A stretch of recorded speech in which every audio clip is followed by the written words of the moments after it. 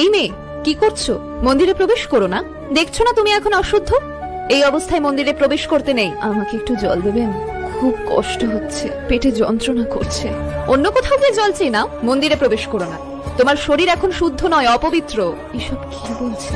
যেই সতীচ্ছেদ হতে সমস্ত বিশ্ব সংসার সৃষ্টি, যেই অঙ্গ প্রত্যেক নারীর গর্ব হওয়া উচিত, যে ঋতুস্রাব একটি মেয়ের মাতৃত্বের স্বাদ পাওয়াকে চিহ্নিত করে, তা কি করে অপবিত্র অশুচি হতে পারে? তর্ক করো না, মন্দির পরিত্যাগ করো এই মুহূর্তে।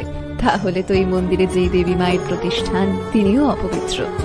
সেই মায়েরও তো ঋতুস্রাব হয়, তিনিও কি তার নিজের মন্দির ত্যাগ করবেন?